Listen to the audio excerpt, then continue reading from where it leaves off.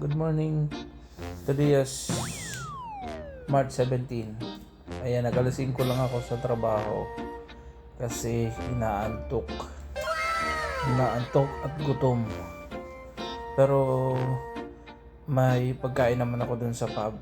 Kaso lang sobra kong antok dahil nga kahapon galing ako sa North, sa Sinchu.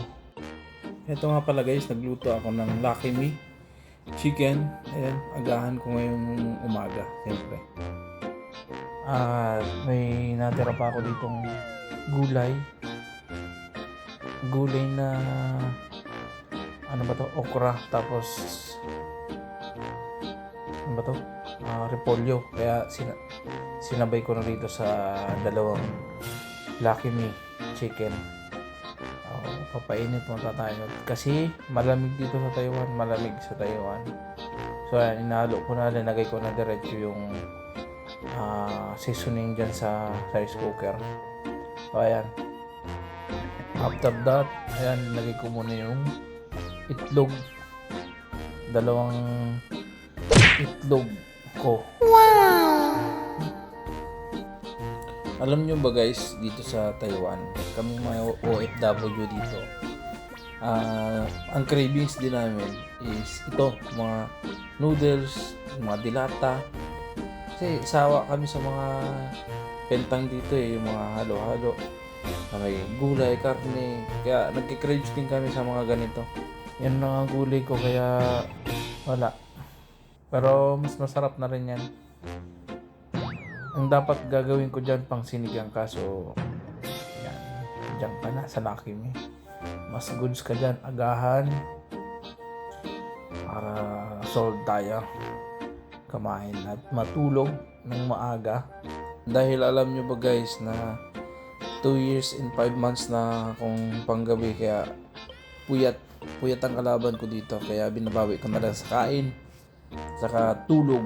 Ayan, ganyan lang talaga yung buhay namin dito, kain, tulog, trabaho, gala kung minsan lang, kung sobra yung budget. Kaya pagpasensyaan nyo na kami kung wala talaga, mapapahiram sa inyo.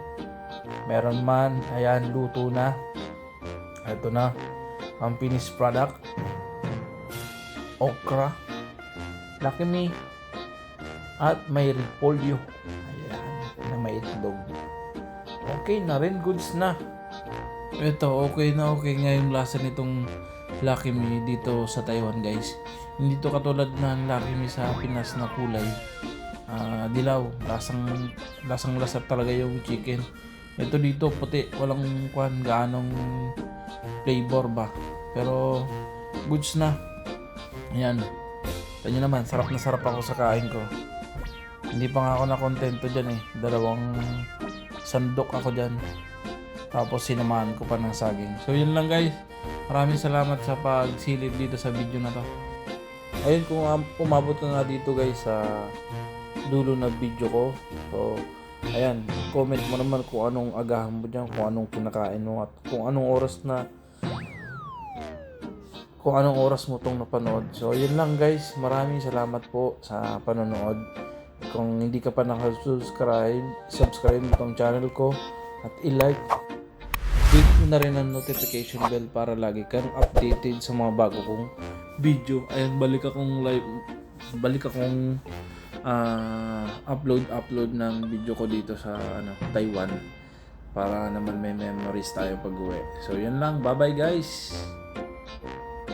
Ayan, hindi nga ako nakontento, kumain pa ako ng saging dyan sa dulo. Ayan, pangalawa na pala yan, nasandok ko. So masarap din, masustansya din dahil sa okra at repolyo. Ayan, may itlog pa. Magsikain na rin kayo guys. Good morning. At matutulog na rin ako pagka-pahinga nito. So ayun lang, good morning. Ingat po kayo palagi. Bye bye. Ayan, saging kayo dyan. Bye bye. Yun lang.